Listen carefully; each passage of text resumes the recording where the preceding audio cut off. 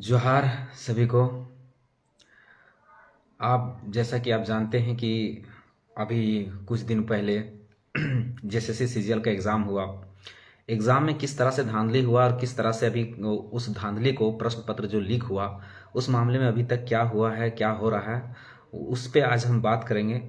हम अपनी बात की शुरुआत दो लाइन के साथ करेंगे कि तुम्हारी फाइलों में गांव का मौसम गुलाबी है। तुम्हारी फाइलों में गांव का मौसम गुलाबी है। ये आंकड़े झूठे हैं, ये दावा किताबी है। ये आंकड़े झूठे हैं, ये दावा किताबी है। आज 4 सालों के हेमंत सोरेन की सरकार कार्यकाल में, अभी तो खैर चंपई सोरेन सरकार के कार्यकाल आ गया। 4 सालों के कार्यकाल में केवल हेमंत सोरेन की सरकार ने केवल और केवल झारखंड और झारखंडियों को ठगने का काम किया है। इसके पिछले सरकार ने भी किया है। ऐसा नहीं है कि पिछला सरकार पूरी तरह से स्वच्छ थी, ऐसा कुछ नहीं। वो भी ठगने का काम की थी, लेकिन कुछ बेहतर काम करके गई थी। इन्होंने तो पूरी तरह से युवाओं को ठगा है, छला है। ऐसा मैं इसलिए कह रहा हूं कि जितने भी आंकड़े हैं अब उठा कर देख लीजिएगा। सभी आंकड़ों में झारखंड ये 4 सालों से केवल दंश, पीड़ा, उत्पीड़न ही झेल रही है। कैसे समझने का प्रयास कीजिएगा। पहले एग्जाम के ही समझते हैं, सीजीएल से ही समझते हैं, क्योंकि मामला सीजीएल का है तो सबसे पहले सीजीएल को ही समझते हैं। 10 साल में 2014 में एग्जाम होता है सीजीएल का। उसके बाद से फिर वही फॉर्म 2014 में होने के बाद फिर 2015 में वैकेंसी निकलती है। 2016 में इस फॉर्म का एग्जाम होता है, फिर रद्द हो जाता है। फिर उसी फॉर्म को 2019 में भराया जाता है। फिर वहां पर एग्जाम रद्द होता है। फिर एग्जाम रद्द होने के बाद एग्जाम को रद्द किया जाता है। फिर 2022 में उसी फॉर्म को निकाला जाता है। फिर से फॉर्म को भरवाया जाता है। फिर 2023 में उस फॉर्म को फिर से एक बार पुनः भराया जाता है। यानी एक एग्जाम को केवल कंडक्ट करने के लिए 4 बार युवाओं से फॉर्म भराया जाता है। इस प्रक्रिया को पूरी तरह से कंप्लीट करने में पूरा 10 साल का समय लगता है। यानी 2014 से लेकर एग्जाम अभी तक नहीं हुआ, 2024 तक, यानी 6 साल पूरी तरह 10 साल पूरा। और 10 साल होने के बाद भी क्या होता है, रिजल्ट क्या आता है, 0, शून्य। आदमी, हमारा युवा पीढ़ी जो है, झारखंड की युवा पीढ़ी है जो है, वो इस पे पहले 2 लाख थे परीक्षार्थी थे, अभी बढ़कर हो जाता है 6 लाख, 6.5 लाख के आसपास, लगभग 6.5 लाख। 6.5 लाख में जो झारखंड में क्षमता ही नहीं है, क्षमता नहीं होने के कारण, एग्जाम लेने की क्षमता नहीं होने के कारण क्या होता है कि जहां तहां जिस गोहाल घर को, जहां सुविधा नहीं हो, जहां सीसीटीवी फुटेज कैमरा नहीं हो, जहां बहुत सारी सुविधाएं नहीं हो, वहां भी एग्जाम सेंटर बनाया जाता है। 735 एग्जाम सेंटर बनाया जाता है। जो हमको तो पहले ही हम लिख चुके थे अपने सोशल मीडिया अकाउंट में, हम पहले ही लिख चुके थे कि जिस तरह से गोहाल घर को, जिस तरह से गौशाला को एग्जाम सेंटर बनाया जा रहा है, उस तरह से हमें नहीं लगता है कि एग्जाम जो है निष्पक्ष तरीके से, पारदर्शिता से, ट्रांसपेरेंसी तरीके से एग्जाम हो पाएगी। क्योंकि जहां सुविधा नहीं रहेगा वहां पेपर लीक होने की संभावना 90% तक रहती है। 95% तक चांसेस रहती है कि वहां से प्रश्न पत्र लीक हो जाता है। और बात सही हुआ, सत्य साबित हुआ। ऐसा नहीं कि मैं पहले से इस चीज का आभास था मुझे, क्योंकि अगर जहां सुविधा नहीं होगा, जहां सीसीटीवी फुटेज कैमरा नहीं होगा, रूरल एरियाज हैं, जैसे बहुत पिछड़ा इलाका है, वहां पर अगर कोचिंग सेंटर, अगर सेंटर बनाया जाएगा तो धांधली होने का चांसेस बहुत ज्यादा होता है।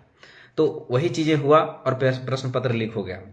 प्रश्न पत्र लीक हुआ, अब क्या करती है सरकार, उल्टा। प्रश्न पत्र लीक होने पे सिंपल सी बात है कि जो छात्र, जो परीक्षार्थी एग्जाम दे रहे हैं, 10 सालों से तैयारी कर रहे हैं, उसके मन में, उसके अंतःकरण में कितनी पीड़ा होगा, कितना दर्द होगा, ये वही स्टूडेंट समझ सकता है, वही विद्यार्थी समझ सकता है, वही परीक्षार्थी समझ सकता है। पर इस सरकार को कोई फर्क नहीं पड़ने वाला। एग्जाम का पेपर लीक हो जाता है। पेपर लीक होने के बाद हमारे जो जेवीकेएसएस के साथी थे, हमारा स्टूडेंट विंग जो था, झारखंड स्टूडेंट यूनियन, वो 31 तारीख को जेएसएससी कार्यालय घेराव का प्रस्ताव रखती है कि ये एग्जाम को रद्द किया जाए। इसका पेपर लीक हो गया है और रद्द करने के बाद उसको फिर से एग्जाम को फिर से कंडक्ट करवाया जाए। लेकिन होता क्या है, उल्टा होता है। हमारे छात्र आंदोलन करते हैं, छात्रों को चुन चुन कर, केवल हमारे जेबीकेएसएस के साथियों को, हमारे स्टूडेंट विंग के साथियों को केवल चुन चुन कर उस पर केस किया जाता है। हम सरकार से कुछ सवाल करना चाहते हैं, कुछ चुनिंदा सवाल हैं। अगर मुख्यमंत्री जो चंपई सोरेन है, उनके पास अगर सवाल है, हमारे सवालों का उत्तर है, तो अपने किसी भी माध्यम से दे सकते हैं।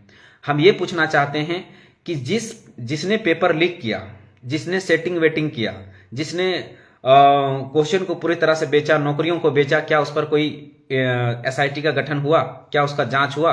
उस पर कितनी कार्रवाइयां हुई? क्या आपके पास कोई उत्तर है? कितनी कार्रवाई हो पाई अभी तक? कितने लोग गिरफ्तार हो पाए?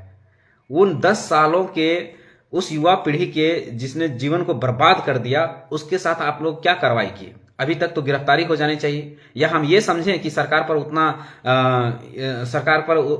पुलिस प्रशासन उतना टाइट ही है ही नहीं कि उस पर कार्रवाई किया जा सके, केवल छात्रों पर शोषण किया जा सके। बस यही हो रहा है। छात्र इजी पढ़ता है, आप उस पर केस कर दिए। आपने क्या धारा लगाया है? किस लिए लगाया? हाफ मर्डर का धारा लगाया है, सरकारी काम में बाधा डालने का धारा लगाया है। अरे भैया, आप एक बात बताइए, अगर एग्जाम सही से कंडक्ट होता, अगर हर साल होता, तो क्या स्टूडेंट को आंदोलन करने की जरूरत पड़ती? उसको आंदोलन करने के छात्र तो पढ़ने वाले साथी है भाई, वो पढ़ने वाले, वो क्यों जाते हैं आंदोलन करने वाले? किस प्रकार का सरकारी काम में बाधा? पहले तो जुल्म आप करते हैं, शोषण आप करते हैं, अत्याचार आप करते हैं। अब युवा पीढ़ी आवाज उठाता है तो उस पर केस पे केस, एसआईटी का गठन। अरे आप एसआईटी का गठन किए, बहुत अच्छी बात। आप उन पर जो जिन्होंने पेपर को लीक किया, उस पर एसआईटी का गठन हुआ क्या? उनकी जांच हुई? उच्च स्तरीय जांच हुई? नहीं हुआ है, नहीं हुआ है। बताइए, एक तरफा शोषण क्यों? छात्रों के साथ शोषण क्यों? अरे एक बात हम बता देते हैं चंपई सोरेन सरकार से। यही मुख्यमंत्री हेमंत सोरेन की सरकार थी जो पिछले 60-40 की नीति में लाठियां चलाई थी, गोलियां बरसाई थी, रबर की गोलियां दागी गई थी विधानसभा घेराव में और मुख्यमंत्री आवास घेराव में। तो फिर क्या हुआ था? हम लोगों ने कहा था कि हम तुम्हारी कुर्सी को हिला के रख देंगे। आज देखिए उनकी कुर्सी चली गई है। यही घमंड में रघुवर दास की कुर्सी चली गई, वो भी 6ठा जेपीएससी में, फिर आंगनबाड़ी सेविका में, पारा टीचर में इसी तरह का लाठी चार्ज किया था, इसी तरह का स्टूडेंट के साथ शोषण किया था। आज उनकी कुर्सी कहां है? आज रघुवर दास कहां है? देखिए भैया, कुर्सी की घमंड ज्यादा दिन नहीं टिकने वाली है। जनता आपको चाहिए है, आप मुख्यमंत्री बने हैं, उसके साथ रवैया सही रखिए। ये स्टूडेंट के पास बहुत पावर होता है। अपना इनका जिंदगी तो बर्बाद हो ही चुका है, आप लोग बर्बाद तो कर ही दिए हैं। मलाई कभी बीजेपी खाती है, कभी जेएमएम खाती है, इस तरह से कभी गठबंधन की सरकार एनडीए खाती है, कभी यूपीए खाती है। ये आप लोग बांट के बंदर बांट कर दिए, बंदर बाट बना दिए। इस बंदर बाट को, ठीक है आप राज कीजिए, हमें कोई आपत्ति नहीं, लेकिन कम से कम स्टूडेंट के साथ शोषण तो मत कीजिए, स्टूडेंट के साथ तो जुल्म मत कीजिए। और दूसरा यहां षड्यंत्र एक चीज और नजर आता है कि जितने भी कोचिंग संचालक जो हैं, जिन्होंने इस आंदोलन में पार्टिसिपेट किया, बड़े बड़े कोचिंग संस्थान, उनका नाम मैं नहीं ले रहा हूं, पर आप लोग समझिएगा, वो लोग भी इस आंदोलन में पार्टिसिपेट किए थे, वो भाग लिए थे। लेकिन कोचिंग संचालक के, किसी भी कोचिंग संचालक पर एक भी केस नहीं हुआ है। बड़े बड़े कोचिंग संचालक हैं, उन पर एक भी केस नहीं हुआ है। ये पूरी तरह से षड्यंत्र है। कहीं ना कहीं हमको लगता है ये कोचिंग संचालकों को करामात है। वो लोग अपना प्रैक्टिस सेट बेच के आज 10 सालों में बड़ा बड़ा बिल्डिंग पटना में, रांची में बना लिए हैं। और जो प्रैक्टिस सेट खरीद रहा है, उनका घर तक बिक गया है। और वही आदमी, वही कोचिंग संचालक इस षड्यंत्र को रच रहा है, इस साजिश को रच रहा है। और 15 उन लोगों पर होता है, 15 उन लोगों स्टूडेंट पर होता है जो जेबीकेएसएस के हैं, ओनली फॉर झारखंडी भाषा खतियान हैं, और अदर किसी भी व्यक्ति पर नहीं होता है। जबकि और भी वहां लोग थे। पुलिस का ही डाटा कह रहा है कि 3 से 4 हजार की भीड़ थी। तो 3 से 4 हजार की भीड़ में केवल और केवल जेबीकेएसएस के साथियों पर ही कार्रवाई क्यों? केवल जेबीकेएसएस के साथियों पर ही कार्रवाई क्यों? एक तरह से, पूरी तरह से एक षड्यंत्र, एक साजिश है। इस साजिश को समझना पड़ेगा। क्यों? क्योंकि जेबीकेएसएस शुरू से इस छात्रों के साथ आंदोलन कर रही है, छात्रों के हित में कर रही है। उसको पता है कि अगर इनको डैमेज कर दिया जाए तो कभी आंदोलन नहीं होगा। आंदोलन नहीं होगा तो फिर क्या होगा? जो चीजें चलती रहेंगी, जिस ढर्रे में चल रही है, जिस तरह से भ्रष्टाचार हो रहा है, जिस तरह से लूट हो रहा है, जिस तरह से खसोट हो रहा है, वो होता रहेगा। और सरकार अपनी मनमानी तरीके से सीट बेचना चाहे तो सीट बेच देगी, धांधली करना चाहे तो धांधली कर देगी, क्योंकि हमारे लोग डर जाएंगे। यही डरा। लेकिन इतना जान लीजिए कि जेबीकेएसएस 2 साल के दरमियान में बहुत सारे केस, बहुत सारे लाठी डंडा, बहुत सारा गोली बंदूक बारूद दे चुका है। जेबीकेएसएस के साथी देख चुके हैं। हमारे खुद पर अभी 6 ठो केस चल रहा है। 6 ठो केस हमारे पे खुद पे, हमारे टाइगर दापे पे बहुत सारे केस हैं। तो हम लोग ना केस से डरने वाले हैं, ना लाठी से, ना डंडा से, ना गोली से, ना बंदूक से, ना बारूद से। अगर आंदोलन करने निकले हैं, झारखंड की एक नई दिशा देने के लिए निकले हैं, तो हम लोग डरने वाले नहीं हैं। चाहे आप एसआईटी का गठन कीजिए, चाहे सीबीआई जांच लगाइए, कुछ भी कीजिए, पर हम अगर दागी रहेंगे, हम दोषी रहेंगे, तब तो कार्रवाई होगी। आपने छात्रों को उग्र कौन किया? छात्रों को वहां पर ले कौन गया? आप लोग ले गए। अगर 10 साल के दरमियान में अगर एग्जाम सही से कंडक्ट कराए होते, सही से एग्जाम लिए होते, तो क्या छात्रों को जेएसएससी कार्यालय घेराव करने की जरूरत थी? अगर जेपीएससी का हर साल आप वैकेंसी निकालते, हर साल आप नौकरी लेते और ट्रांसपेरेंसी तरीके से लेते, तो क्या जेपीएससी कार्यालय कभी स्टूडेंट को घेराव करने की जरूरत पड़ती?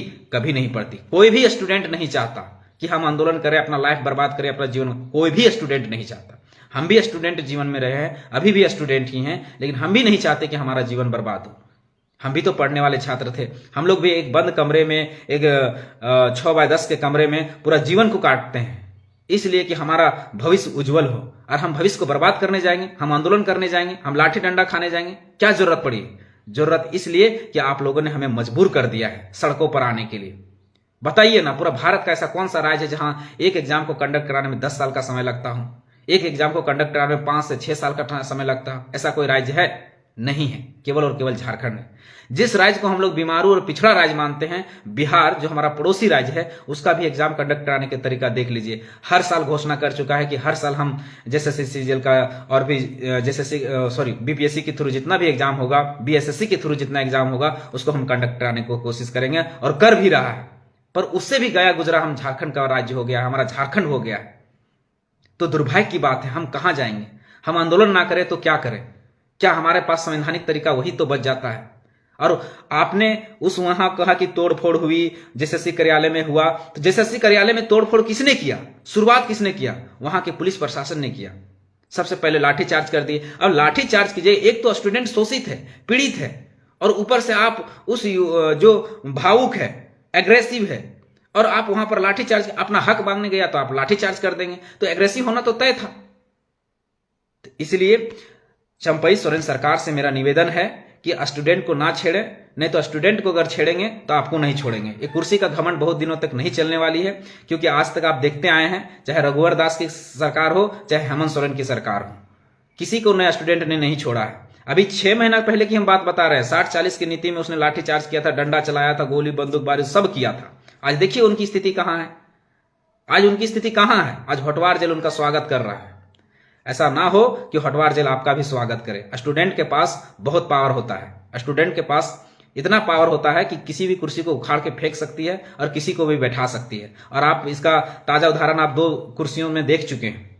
जिसकी बहुमत की सरकार थी, जो सरकार में था, वो मुख्यमंत्री तक अपना कुर्सी बचा नहीं पाया। तो आप किस खेत का मूल्य है, आप समझ लीजिएगा। बाकी हमारा मुख्यमंत्री, माननीय मुख्यमंत्री चंपई सोरेन से निवेदन रहेगा कि आप इस पे एक निष्पक्ष जांच करवाइए, और सबसे पहले पेपर लीक जो इसने किया है उस पर जांच करवाइए, उस पर कार्रवाई कराइए, और एक फेयर तरीके से एग्जाम को कंडक्ट कराने की कोशिश किए। और अगर छात्रों से अगर कोई भूल चूक हुई है तो उसको सुपरविजन कराया जाए, और जितने भी केस हैं, जो केस किए गए हैं, जो धाराएं लगाए गए हैं, जो संगीन धाराएं लगाए गए, उनको सुपरविजन करके खत्म करने का कोशिश करें। ये मेरा आपसे विनती रहेगा, निवेदन रहेगा, क्योंकि वो छात्र हैं और हम नहीं चाहते कि छात्रों का भविष्य बर्बाद, और आप भी नहीं चाहते होंगे कि छात्रों का भविष्य बर्बाद हो। इसलिए आप उसको सुपरविजन करके उसको उस सारा धाराओं को खत्म करने का कोशिश करें, ताकि आपको भी सरकार में बने रहने में आसानी होगी, और आपको भी स्टूडेंट का सिंपैथी आपको मिलेगा। आज झारखंड में कम से कम झारखंड की बेरोजगारी दर की बात करते हैं। आपकी सरकार ने क्या किया 4 सालों में? जब आपकी सरकार बनी थी 2019 में, उस समय झारखंड की बेरोजगारी दर थी 12%, अभी बढ़कर हो गया 18%। 18% यानी 3.5 करोड़ की आबादी, यानी 3.5 करोड़ को निकालते हैं तो 60 लाख। फिर भी उसमें छोड़ देते हैं कि 60 लाख युवा पीढ़ी नहीं होगा। चलिए, हम जिसकी उम्र 18 से 35 साल के बीच होगा उसको हम मान लेते हैं 25 लाख। 25 लाख होगा। चलिए, हम 25 लाख को भी नहीं मानते। आपकी सरकार ने जो कहा था, हेमंत सोरेन की सरकार ने, जब हम सरकार पे बैठेंगे तो हम 7,000 और 5,000 बेरोजगारी भत्ता देंगे, हम उसी को मान लेते हैं। उसी को लेकर आपकी सरकार ने रजिस्ट्रेशन भी करवाई थी। उस रजिस्ट्रेशन प्रक्रिया में 10,09,95,000 यानी 10 लाख के आसपास छात्रों ने रजिस्ट्रेशन करवाया है, और बहुत सारे छात्रों ने रजिस्ट्रेशन नहीं करवाया, उनमें से एक मैं भी हूं। तो अगर उन्हीं को आंकड़ों को मान लेते हैं तो 10 लाख युवा पीढ़ी जो पीजी, पीएचडी, ग्रेजुएशन फाइनल करके बैठी हुई है। अब 10 लाख युवा पीढ़ी के पेट में आप लात मार रहे हैं, बर्बाद कर रहे हैं उनके भविष्य को। 10 लाख युवा पीढ़ी अगर जान गया, जागरूक हो रहा है, तो आपकी कुर्सी का क्या करेगा? वो आपके साथ नहीं, आपके कुर्सी के साथ खेल जाएगा, आपके साथ खेल जाएगा। आज रघुवर दास के साथ खेल गया, हेमंत सोरेन के साथ खेल गया, आपको भी छोड़ेगा नहीं, आपके साथ भी खेल जाएगा। इसलिए युवा पीढ़ी से पंगा नहीं लीजिएगा। कितनों ही पावर आपके पास हो जाए, कोई भी सरकार नहीं चाहता है कि युवा पीढ़ी से पंगा ले। युवा पीढ़ी खुद पागल होता है अपना करियर को लेकर। अगर उनका करियर चौपट कीजिएगा तो आपको भी नहीं बख्शा जाएगा, आपको भी नहीं छोड़ा जाएगा। अगर आप 4 सालों में काम किए हैं तो हमें बताइए। जो पुराने वैकेंसी हैं उनको कभी सुप्रीम कोर्ट के आदेश का, कभी हाई कोर्ट के आदेश का पालन करते हुए नौकरी दे रहे हैं, और आप अपना गिना रहे हैं, आप अपना रोटी सेक रहे हैं, अपना गिना रहे हैं कि हम कर दिए, हमारी सरकार ने कर दिया। काहे कि आपकी सरकार भाई, आप बताइए तो कौन सा एग्जाम आप सही फेयर तरीके से कंडक्ट करवाए हैं। आपको शुरू से हम 2019 से गिना देंगे आप लोगों ने कौन कौन सा एग्जाम कंडक्ट करवाया है और किस तरह से करवाया है। सब में 2-3 एग्जाम ले पाए हैं, वो भी धांधली, वो भी भ्रष्टाचार की भेंट चढ़ गई है। पहला एग्जाम आपने जेपीएससी का लिया, उसमें भी पेपर लीक हो गया, एक ही रूम से 57 लड़के पास कर गए, उसमें धांधली हुआ, उसमें पेपर लीक हुआ, कोई जांच नहीं हुआ। उसके बाद 2022 का समय आया, 2022 में भी आप वही किए। 2 साल आप लोग कोरोना में गुजार दिए, बोल दे कि सरकार कोरोना के कार्यकाल में काम नहीं कर पाई, तो आप लोग बहाना बना दिए कि हम लोग आगे 2021 को फिर नियुक्ति वर्ष घोषित कर दिए। नियुक्ति वर्ष में कितनी नियुक्तियां हुई? नियुक्ति वर्ष में 5 को भी नियुक्ति आपका नहीं हुआ है, वो फेल्यूर रहा, पूरी तरह से फेल्यूर रहा।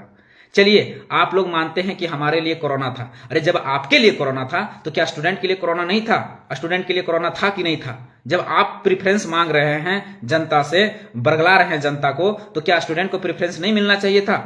मिलना चाहिए था। क्या आपने जितनी भी वैकेंसी हुआ उसमें 5 वर्ष का छूट दिए? किसी ने नहीं दिए। लेकिन भारत के हर राज्य ने, चाहे वो मध्य प्रदेश हो, चाहे छत्तीसगढ़ हो, चाहे बिहार हो, हर किसी ने 5 वर्ष का छूट दिया है कोरोना के कारण। लेकिन झारखंड एक ऐसा दुर्भाग्य वाला राज्य है जहां पर स्टूडेंट का नहीं।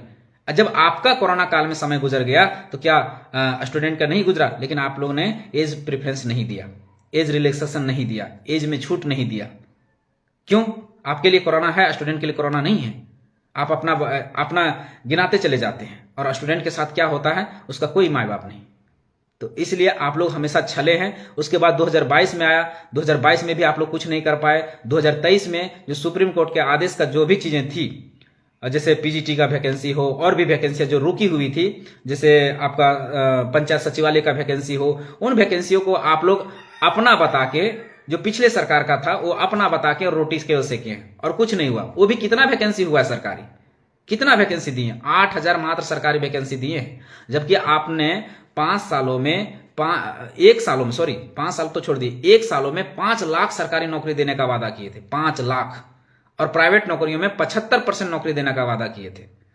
5 लाख तो छोड़ दीजिए, 8000 वैकेंसी दी हैं। अगर प्राइवेट वगैरह को मान लेते हैं पूरी तरह से, जो रोजगार मेला में दिए हैं, जो सिक्योरिटी गार्ड का दिए हैं, जो इसका दिए, उसका अगर मान लेते हैं, तब आप 35,000 पूरी तरह से आता है। जो सब छोड़ के आ गया, किसी को 4000 में खटा रहा था, किसी को 5000 में खटा रहा था, किसी को 6000 में खटा रहा था, सब के सब लड़के छोड़ दिए। जो रोजगार मेला में आप भी उसको रोजगार में गिना रहे हैं।